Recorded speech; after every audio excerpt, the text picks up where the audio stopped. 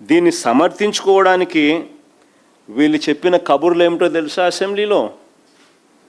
దీన్ని సమర్థించుకోవడానికి వీళ్ళు చెప్పిన కబుర్లు అసెంబ్లీలో ఏమిటి అని అంటే, స్పోర్ట్స్ పర్సన్స్కు టెస్ట్ పెట్టాల్సిన అవసరం లేదంట. వీళ్ళు చెప్పిన మాటలు అసెంబ్లీలో, స్పోర్ట్స్ పర్సన్స్కు టెస్టులు పెట్టాల్సిన అవసరం లేదంట. పివి సింధు లాంటి వారికి నేరుగా ఉద్యోగాలు ఇచ్చాం కాబట్టి, పివి సింధు లాంటి వారికి నేరుగా ఉద్యోగాలు ఇచ్చాం కాబట్టి పిల్లలకు చదువులు చెప్పే ఈ టీచర్ ఉద్యోగాలు కూడా, అవి కూడా 372 ఉద్యోగాలు.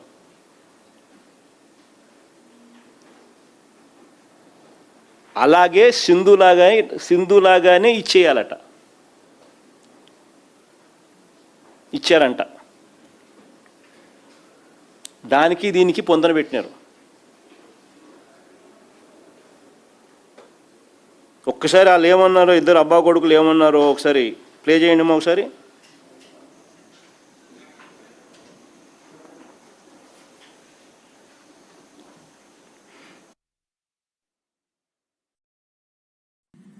ప్రభుత్వ ఉద్యోగం ఇచ్చిన ఘనత ప్రజాప్రభుత్వం అధ్యక్ష.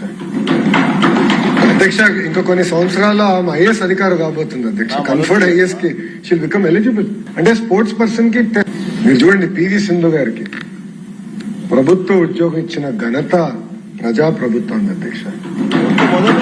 అధ్యక్ష, ఇంకా కొన్ని సంవత్సరాల మీరు చూడండి, పివి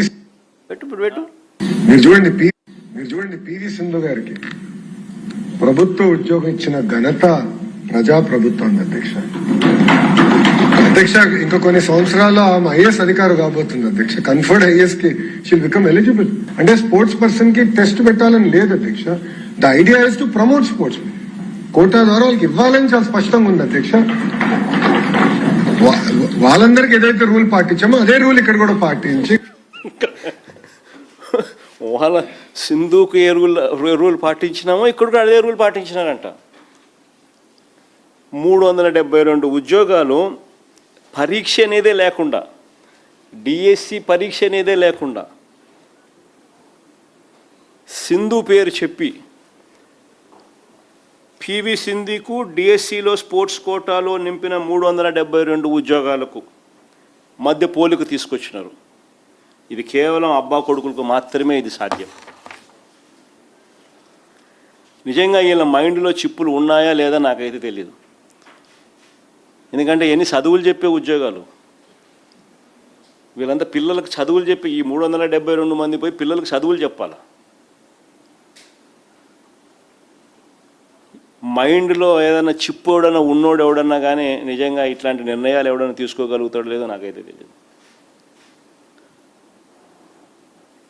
ఏ రకంగా వీళ్ళు చదువులు చెప్తారు? డిఎస్సి అనేది ఎందుకు? చదువులు చెప్పడానికి నువ్వు కెపాసిటీ నీకుంది అని చెప్పి నిర్ధారించే పరీక్ష డిఎస్సి. అది పాస్ అయిన తర్వాత నువ్వు స్పోర్ట్స్ కోటా అన్నా ఇవ్వు, ఇంకోటన్నా ఇవ్వు, అది వేరే విషయం. అది పరీక్ష లేకుండా డిఎస్సిని రాయాల్సిన అవసరమే లేకుండానే బుద్ధునుడు ఎవడని ఇస్తాడా 372 ఉద్యోగాలు?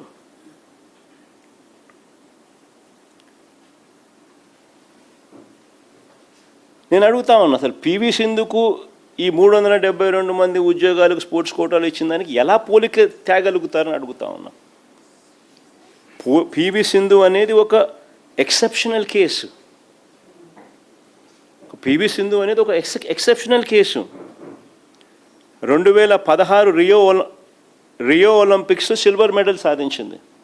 2020లో టోక్యో ఒలింపిక్స్లో బ్రాంజ్ మెడల్ సంపాదించారు. బ్యాడ్మింటన్ వరల్డ్ ఫెడరేషన్ ఛాంపియన్షిప్ సంపాదించింది. కామన్వెల్త్ గేమ్స్, ఏషియన్ గేమ్స్, ఇలా చాలా ఇంటర్నేషనల్ టోర్నీస్లో ఆమె విజయాలు సాధించింది, మెడల్స్ తీసుకొచ్చింది. ఇలాంటి సింధు లాంటి వాళ్లకు ఒక ప్రత్యేక పాలసీ ఉంది, వేరే పాలసీ. ఎక్సెప్షనల్ టాలెంట్, ఎక్సెప్షనల్గా వీళ్ళు పర్ఫామ్ చేసిన పరిస్థితులలో ఇంటర్నేషనల్ టోర్నమెంట్స్లో పార్టిసిపేట్ చేసిన పరిస్థితుల్లో international gold medals, silver medals, bronze medals వచ్చిన పరిస్థితుల్లో ఇటువంటి ఎక్సెప్షనల్ పీపుల్స్కు ది సపరేట్ పాలసీ. ఆ పాలసీ చూడండి ఒకసారి, వాళ్ళు డిస్ప్లే చేసిన పాలసీ 10/12/2024 ఎప్పటి నుంచో ఉంది, డిస్ప్లే చేసినారు 10/12/2024 జియో నెంబర్ 18. ఏది? ఒలింపిక్స్.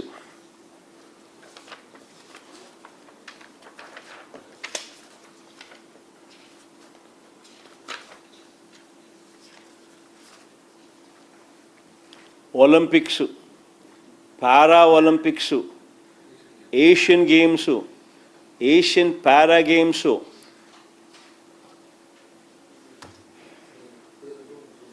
సరే పేపర్ మా సరే పేపర్ ఇదైతే ఎక్కడ ఉంది పెట్ల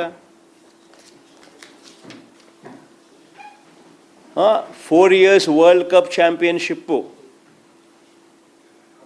ఇంకా commonwealth games, commonwealth para games,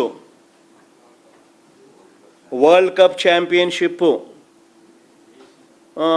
4 years Asian championship, national games, SAAP coaches. అంటే ఇలాంటి గేమ్స్కు,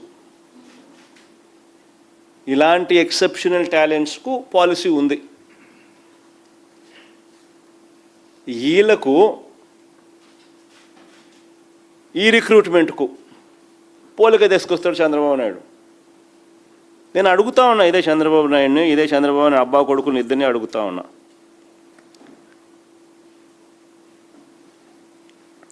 స్పోర్ట్స్ కోటాలో నియమించిన దాదాపు 372 మందిలో పివి సింధులా ఎంతమందికి ఒలింపిక్స్, వరల్డ్, ఏషియను, కామన్వెల్త్ స్థాయి gold medals, silver medals, bronze మెడల్లు ఇలాంటి అచీవ్మెంట్స్ వచ్చినాయని అడుగుతా ఉన్నా. ఎంతమందికి వచ్చినాయని అడుగుతా ఉన్నా. నిజంగా తన స్కామును కప్పిపుచ్చుకునేదానికి సింధు లాంటి వాళ్ళను ఎలా ఉపయోగించుకుంటాడు అబ్బా కొడుకులు అని చెప్పడానికి నిదర్శనం ఇది. సింధు లాంటి వాళ్ళకి ఇవ్వడానికే టీచర్ రిక్రూట్మెంట్లో స్పోర్ట్స్ కోటాకు ఈ కొత్త జీవోలు ఇచ్చామని చెప్తా ఉన్న ఈ చంద్రబాబు, లోకేష్, నేను ఇద్దరిని అడుగుతా ఉన్నా. సింధు లాంటి వాళ్లకు ఇవ్వడానికే టీచర్ రిక్రూట్మెంట్లో స్పోర్ట్స్ కోటాకు ఈ కొత్త జీవోలు ఇచ్చామని చెప్తున్న ఈ చంద్రబాబు, లోకేష్ ఇద్దరిని కూడా నేను మళ్ళీ అడుగుతా ఉన్నా. మరి అలాంటప్పుడు ఈ జీవోలన్నీ మళ్ళీ వెనక్కి ఎందుకు తీసుకున్నారయ్యా అని రిక్రూట్మెంట్ అయిపోయిన తర్వాత. రిక్రూట్మెంట్ అయిపోయిన తర్వాత వెనక్కి ఎందుకు తీసుకున్నారని అడుగుతా ఉన్నా. వాస్తవాలు ఏమిటనంటే వీళ్ళ మనుషులకు టీచర్ ఉద్యోగాలు అమ్ముకోవడానికి స్పెషల్గా జియో నెంబర్ 4, జియో నెంబర్ 47 ఇచ్చి గేట్లు ఎత్తారు. స్పెషల్గా ఈ జీవోలు తీసుకొచ్చినారు. వీళ్ళ మనుషులకు టీచర్ ఉద్యోగాలు అమ్ముకోవడానికి జియో నెంబర్ 4, జియో నెంబర్ 47 ఇచ్చి గేట్లు ఎత్తారు. జియో నెంబర్ 4, జియో నెంబర్ 47 చూస్తే Andhra Pradesh in direct recruitment without the requirement of competitive exams across government departments, without the requirement of competitive exams. GO number 4 dated 19/4/2025. GO number 47 dated 19/4/2025. Without the requirement of competitive exams across government departments. అంటే గేట్లు ఎత్తారు. వాళ్ళ మనుషులకు teacher ఉద్యోగాలు అమ్ముకోవడానికి స్పెషల్గా Jio number 4, Jio number 47 ఇచ్చి గేట్లు ఎత్తినారు. ఎత్తిన తర్వాత పని పూర్తి చేసిన తర్వాత 372 మందికి ఉద్యోగాలు ఇచ్చుకున్న తర్వాత జియో నెంబర్ 23, జియో నెంబర్ 56 ఇచ్చి మళ్ళీ గేట్లు మూసేశారు. జియో నెంబర్ 23, జియో నెంబర్ 56 ఈ రెండు కూడా తీసి ఈ రెండు ఇచ్చి మళ్ళీ గేట్లు మూసేసినారు. ఈ రెండిట్లో ఏమని రాసినారు చూడు, amendments. GO number 23 and GO number 56. దీంట్లో amendments. Sports persons who qualify in the prescribed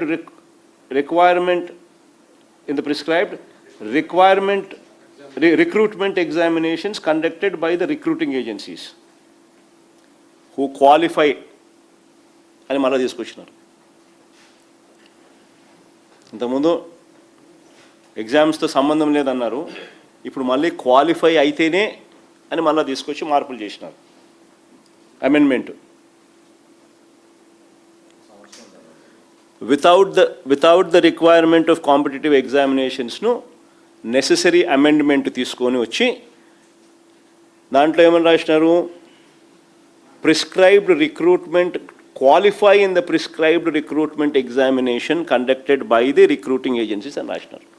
amendment.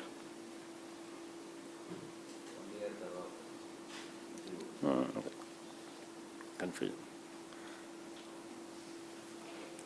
అని మళ్ళీ గేట్లు మూసేసినారు. నేను అడుగుతా ఉన్నా, ఒకవైపు సింధు పేరు చెప్పి మరోవైపు వీళ్ళ అబద్ధాలు ఏ స్థాయిలో ఉన్నాయి అని అంటే ఇది వెరీ ఇంపార్టెంట్.